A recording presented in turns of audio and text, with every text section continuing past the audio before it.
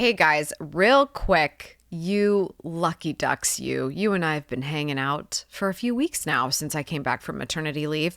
But guess who hasn't seen my face in a while? That would be the YouTube community. If you didn't know, not only do I host this podcast, I also host a little show called Amy TV over on youtube.com. Maybe you've heard of it. Second largest search engine in the world, only. Been there for a long time. And the show is back. Actually, we unveiled a brand new series. If you're familiar with Good Morning, Good Life, my book, I believe in 3 moments for your morning: movement, mindfulness, and mastery. And that inspired me to create a new series on YouTube called Your Monday Mastery Moment. And I have just released the first episode and my return to YouTube this week. So I want to make sure that you knew about it since you and we hang out a lot. Maybe you'll enjoy a little conversation around productivity. Is it dead? Is it making a comeback? What's going on? Check out the link in the show notes for this podcast and be sure to subscribe for more episodes in the future. That's at youtube.com/AmyTV. Good morning, good life. Hey, today is for you if you're building something of your own out there. It's time to take your baby to the next level, whether it's brand new or a seasoned operation. If your idea of starting the day on your terms means that when you wake up, your business is running smoothly and you're able to sit and enjoy a cup of coffee and take your time until it is time to tap into your zone of genius, then I think you're going to like what we have to talk about today. Stay tuned. She's an award-winning YouTuber and best-selling author obsessed with helping you go after the life you want. I like it. Join her as she seeks out the stories and strategies. Give me every little detail. Of extraordinary people who found success. I'm going to get emotional. Oh my God. Welcome to Detail Therapy with Amy Landino.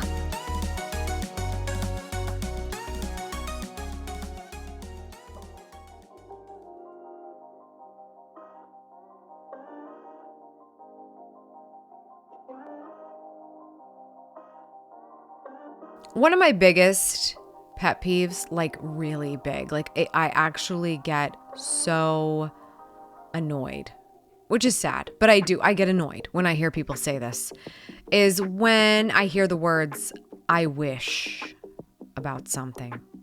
I wish things would have been different. I wish that was the opportunity I had in front of me.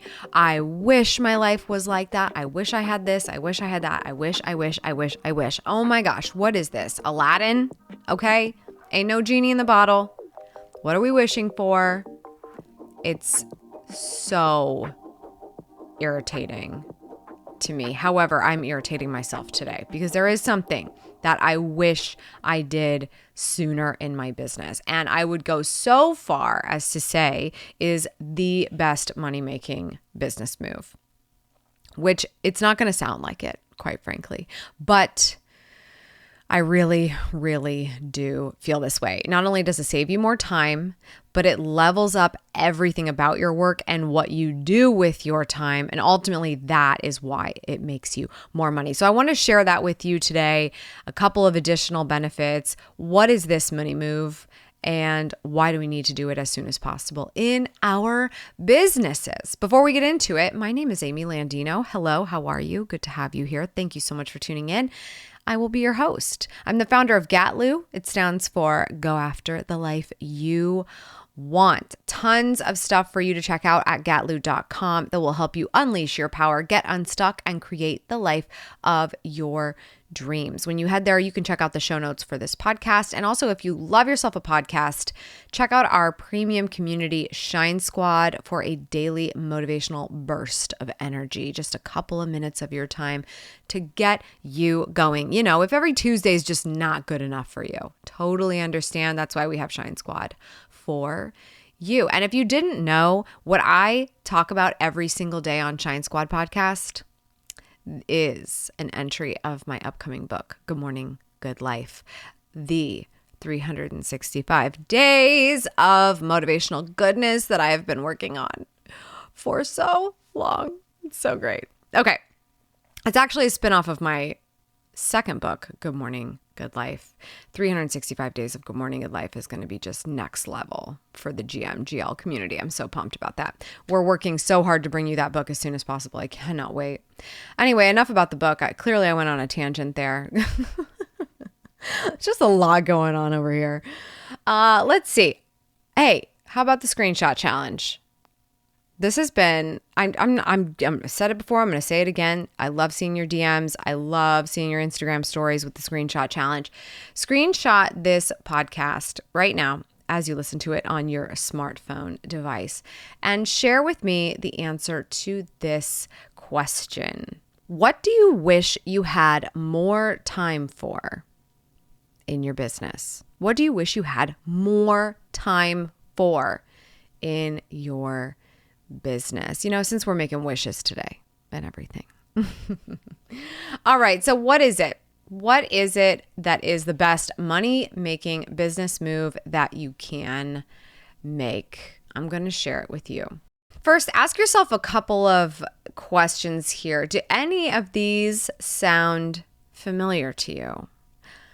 I can't find people to work with me that care as much as I do. It's easier to do everything myself. Easier and faster because I already know. I can just do it. I can just knock it out. I can just knock it and everything else out. Have you ever said to yourself, training takes too long? Training takes too long. Or maybe have you said something like, I work better alone?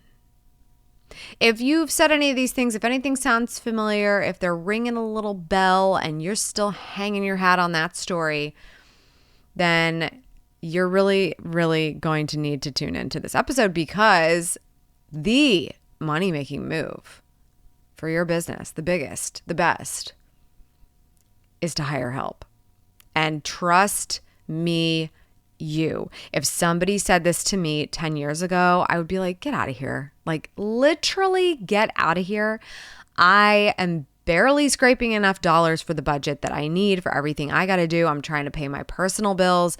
I'm trying to make sure my taxes get paid. Like, honey, I don't have the ability to hire help. And I also know what to do and I know how to do everything and I'm the one that cares about it the most. So get out of here with that mess, okay?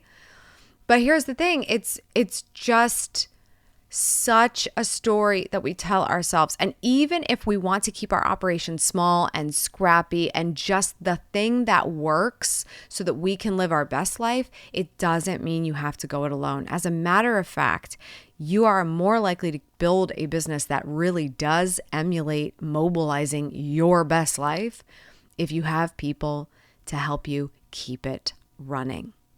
When you choose to work in your business rather than on your business, it is a fast track to burnout. And I'm talking to also those of you out there who maybe aren't business owners. Maybe you are within a career position and there are just not enough hours in the day and you do not want to burn out, so you keep your work-life balance. But when you check into the job, you forget your fancy title. My fancy title is President and CEO. President and CEO. Maybe for you, it's Senior Vice President. Maybe for you, it's Director of Comms. Maybe for you, it's HR. Maybe for you, it's something else. It doesn't matter what it is. Whatever it is, you worked for it. You worked for it. There are some things you've graduated from that you need to get higher level. Otherwise, you're always going to be looked at as the person who is doing way more than what their job description actually entails. We are also facilitating businesses doing that to us. Yes, they do it to us. I'm not saying we're going to take on all the blame. We cannot.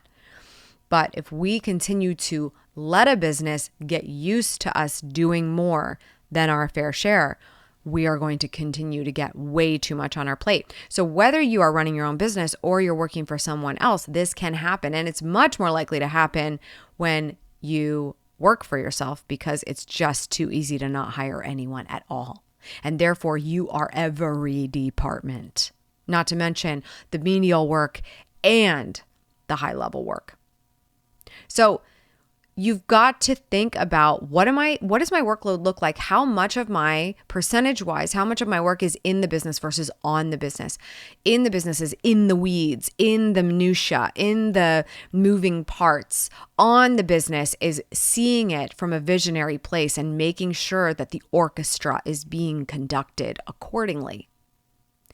If you stay in the business, you are going to be burning out. You're doing all the things. You cannot achieve it all if you do it all. It's not possible.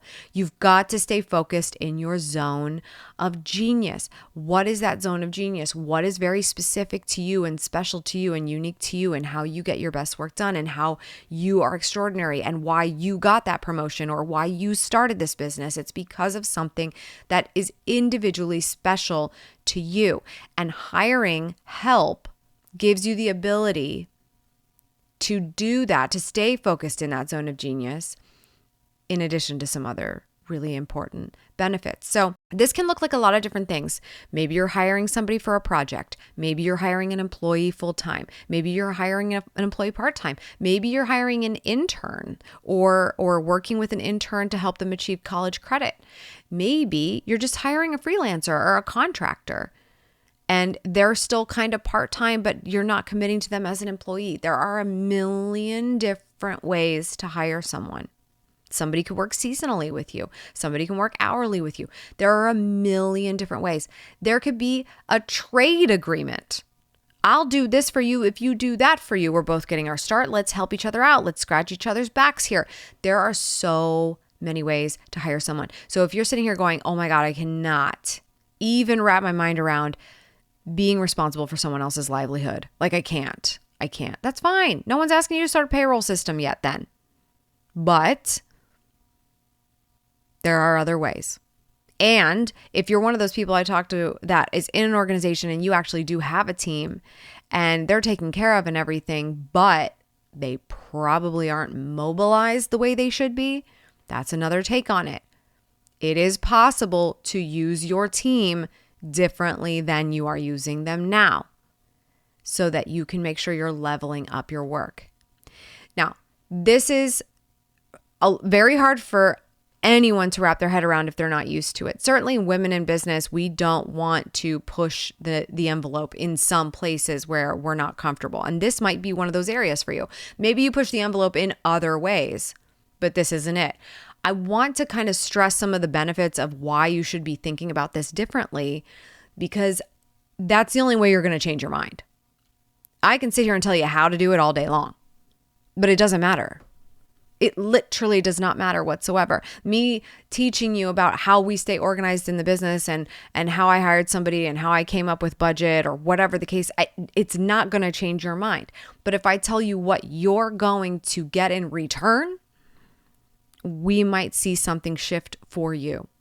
And I'm telling you, this is the best thing you could do for yourself, no matter what your goals for the business are. Whether you want to be a $10 million company or whether you just want to be able to jump on a plane and hang out in the south of France whenever you feel like, and just make sure the business is running accordingly.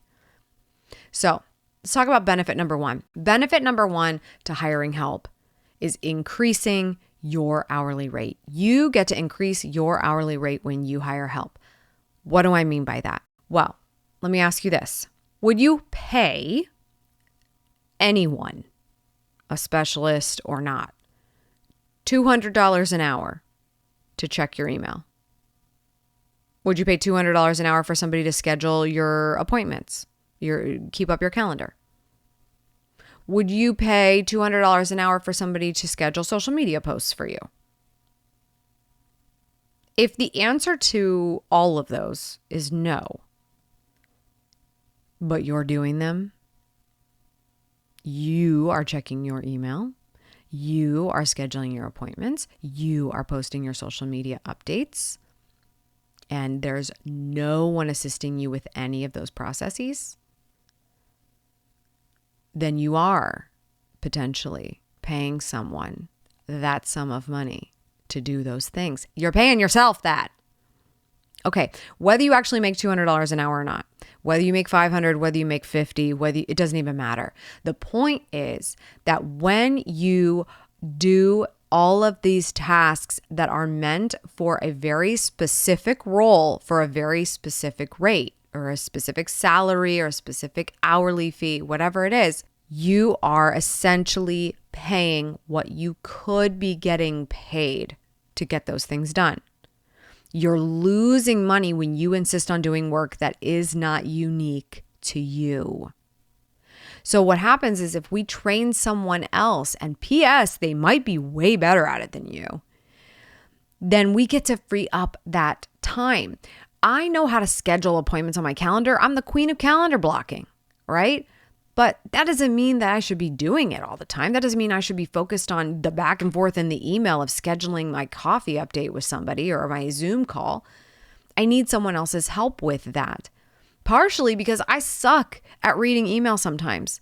I'm a voracious reader of things I like to read, not of email. like it has to be a pretty riveting email if I'm going to be honest. So paying attention to details is something that I am lackluster at. But if someone else has a great attention to detail and they can take those details and apply them in an administrative assistant role, then they get paid properly for what they're great at, and so do I. You are never going to get to a 200 plus hourly rate if you are doing $20 an hour tasks. You're never going to make hundreds of dollars an hour if you're doing $20 an hour tasks. Do you hear me? Average that out. Average that out. Email takes time. It's boring. It's a lot. It's back and forth. How many hours is it taking you? Average that $20 an hour task with how much time you're spending at your $200 an hour level, $500 an hour level, whatever it is. It's not pretty, okay? The $20 an hour work tends to take a lot more time. Imagine if we got all of that back for the high level stuff. So if you want to increase your worth, if you want to increase your hourly rate, stop letting yourself do things that are below that rate. You're going to have to get creative, but guess what? As a business owner, as a leader, your job is to problem solve. And all this is a budgeting problem to solve. How do I budget for that person so that I can find the time to bring in the cash that I want to be making for my hourly rate as well? More money for everybody. The second benefit to hiring people is a self-fulfilling system for training. So what does that mean? If you've been saying to yourself, oh my gosh, I know how to do it. It doesn't take me that long, Amy. I just do it and it's done and it's easy and then I move on to the next thing. It takes too long. They're probably going to get it wrong the first try. I have fired people in the past because they messed it up. Okay. But if you hire people and you handle it appropriately and you do invest that time at the beginning, you could have a self-fulfilling system for training. So one way of doing this is I'm going to bring somebody on. I'm going to show them how to do it. I'm going to show them to the greatest of my ability. And together we are going to create detailed SOPs. What is an SOP? An SOP is a standard operating procedure. So for anything that's happening in your business on a very consistent basis, it could be daily, it could be weekly, it could be monthly, it could be quarterly, it could be annually, it doesn't matter.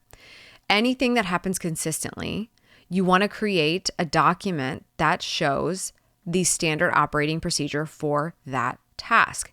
When you have that, you literally have in black and white or in visuals, it could be any format, a system for how to train for you in the future. Here's how we do this at Gatlu. At Gatlu, here is our SOP creation protocol. Step 1, my team documents the step-by-step process for their everyday work. So whoever does the detail therapy show notes, that is written out in an SOP protocol, how that gets done. How do we publish a podcast accordingly? When does it go out? Same time, same day, every single week. We have it written out in an SOP.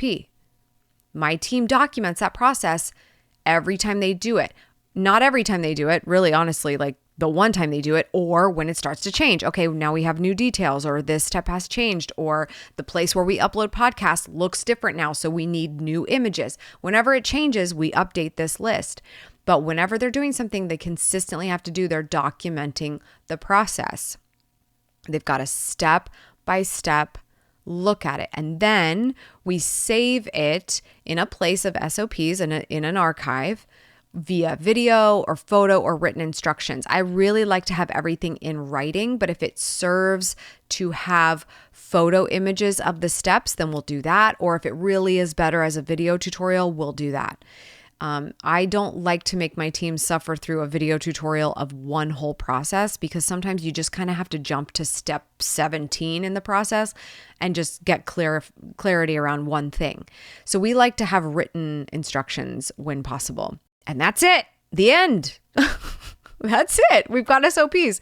So no matter who is out of office, or if somebody is onboarding, or we just brought in new interns for the summer and we want to show Katie how to do detail therapy show notes. Hi, Katie. She can read an SOP on how to do that. And if she catches something along the way, she can make an adjustment to that SOP, and it's constantly being updated. So we can have anyone step in that can help the business stay moving. And if someone decides, hey, I no longer want to work at Gatlu anymore, okay, that's fine. You're moving on. Bon voyage. Great. They have updated their SOPs in their work. They're held accountable to do that, so that when we hire somebody to fill that space, whoever is in charge of training is going to be exponentially better off with documentation of the things they're teaching them how to do. So, hey, I'm going to go through this with you one time, but I just want to see if you can read through this SOP, and we'll do it together. I'm going to see if you get it along the way, and I can explain it to you if you don't, but you'll have this document to refer back to. This is the easy, boring, silly stuff that so many of us don't do because we're so busy having fun with the big, fabulous moments of our business. But those big, fabulous moments become fewer and further between when we're too busy with the menial tasks that we could have easily scaled with something as simple as this. The third and final benefit of hiring, the third and final. I don't mean that. There's so many benefits, but the third one, the final one of this episode, is a culture of people who feel purpose in your company. And I cannot stress this any further. It is so, so important that it isn't just about, hey, welcome. This is what you have to do. Do your best. Let me know if you have any questions. Here's some documents to help you. Goodbye. Have a great day. Talk to you next Monday. Like, it needs to be so much more than that. People want more than that. Even if they want work-life balance and they're super happy to just check into a 9-to-5 job or an hourly or a contract situation, and they say, okay, I'm going to check in and check out and I have work-life balance and it's great. Having purpose with the stuff they do for work in any way they can find it is going to help you so much with keeping their head in the right game. They're not just trying to hurry up and get done. They actually care about the work. They get to leave that day feeling more fulfilled in the end, and therefore come back tomorrow, and they limit your turnover, and they're excited to help you build your thing. Leading with your company vision will move mountains for you. Your team is good. They're just going to be so much more effective in their work. The motivation there is going to come from real action, and you give them the stimulation for action by letting them know what the bigger vision is. What's sad is that I've gotten a lot of feedback in the past because every time somebody joins my team, they go through the team retreat first. Now, we don't orchestrate a team retreat every time somebody new starts. We do it once a year, but they watch it on replay. It's their first order of business. And guess what? It's a long replay.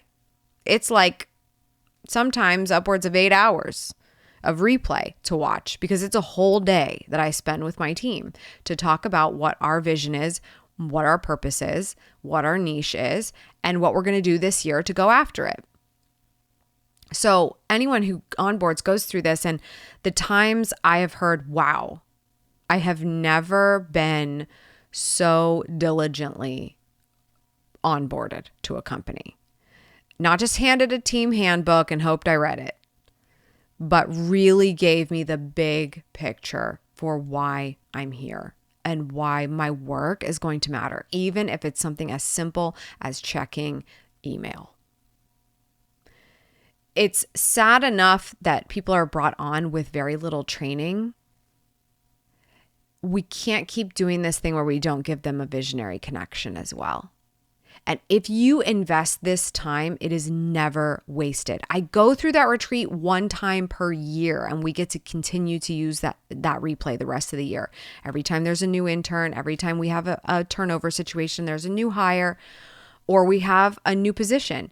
I get to use that over and over. It's not just the 8 hours that I spent. It's all the hours that everyone else feels more purpose in their position when they come in. We're already off to a running start.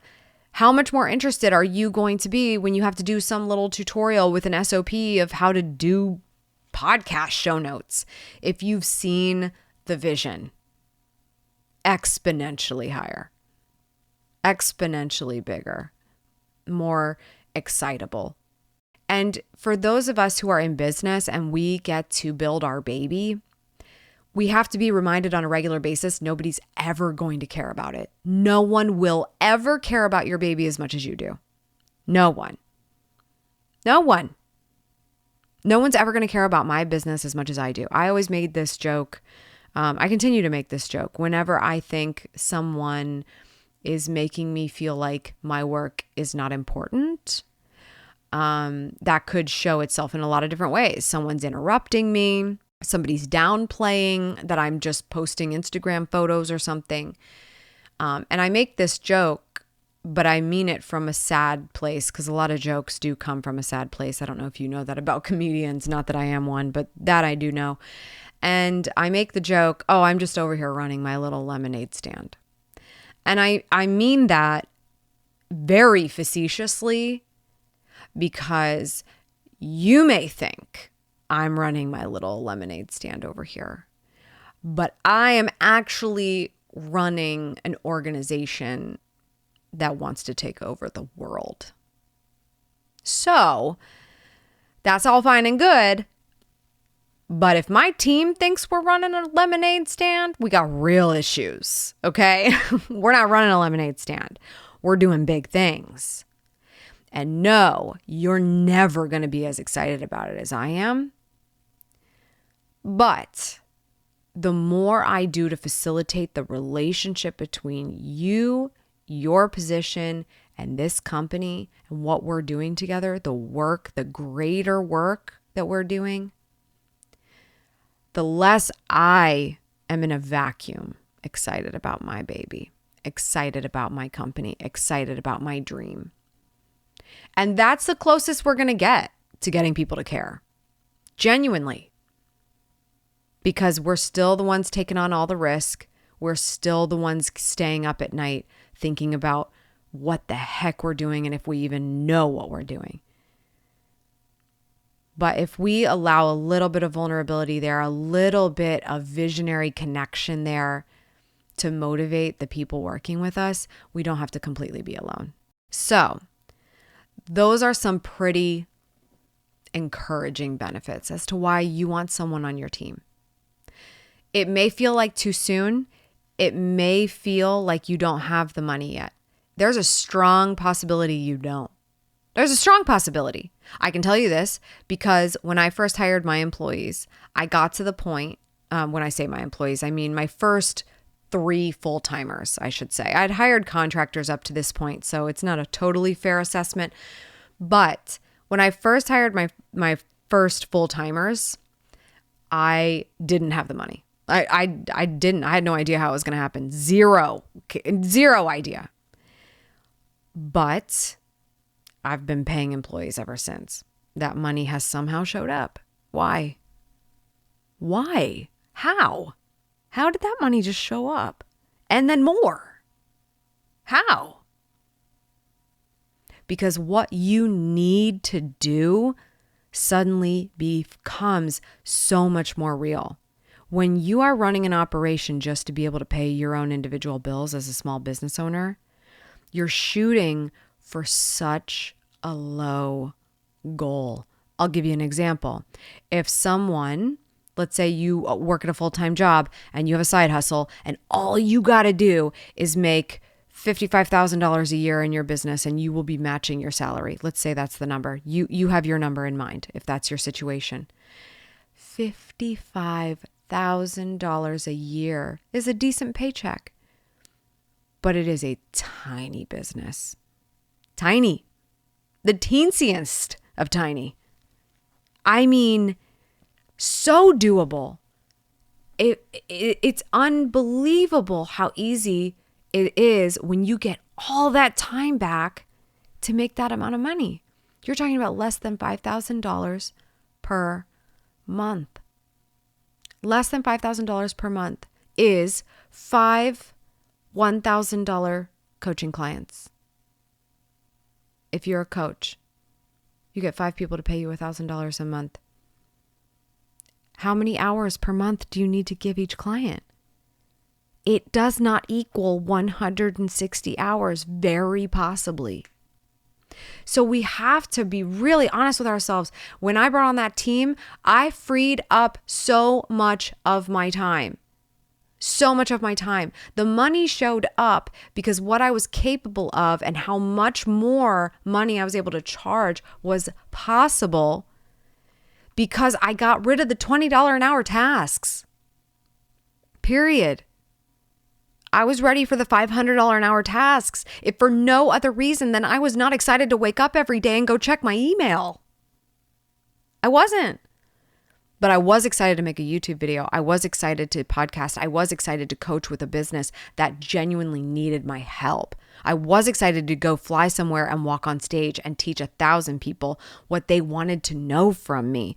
I was ready for that. So if you think you don't have the money, you do. You just don't have it in your account yet. You haven't reallocated your time to be able to reach out and collect it. That's it. That's the punchline. So that was a pretty deep dive into my wish list of things I would do if I had a business time machine. I would have hired people so much sooner. Because if we can bet on anything, we can bet on our potential. And my potential was not fully tapped until I did that. I hope that got some wheels turning for you today. But here's the thing. I do realize there's still somebody out there right now that's like, got it. However, I still can't hire somebody right now. Like, okay, fine. Got it. Okay, fine. But I want you to at least accept that you could potentially be beginning the process of bringing on a team member without hiring someone right now, even if it means getting yourself a fake assistant. I am not going to walk through the fake assistant process for you today. If you've not already heard me talk about it, you might hear it in a YouTube video here coming up soon. But there is a cheat sheet available for you and you can check it out. And the reason why this is advantageous is it at least starts to build some gatekeeping abilities for you and some SOP process building situations for you. If you want to be able to onboard somebody more easily, make it more easy to onboard them. And by having a place where a future assistant could work and you're already building it for them, that's a great way to wrap your mind around the fact that A, you want this because, oh my gosh, look at all the tasks I could be giving to someone else. And B, you're going to find out what you could be doing with your potential instead. Head over to gatluw.com, gatluw.com/fake assistant. There's a free cheat sheet for you there so you can learn more about how this process helped me when I was not able to hire, or at least told myself I was not able to hire yet, and how I set myself up for success even without the manpower. gatluw.com/fake fake assistant. That's all for today. Thank you so much for tuning in. I appreciate it as always. Remember, subscribe for good vibes, kiss the ones you love, and go after the life you want. I'll see you back here on Tuesday. Cheers.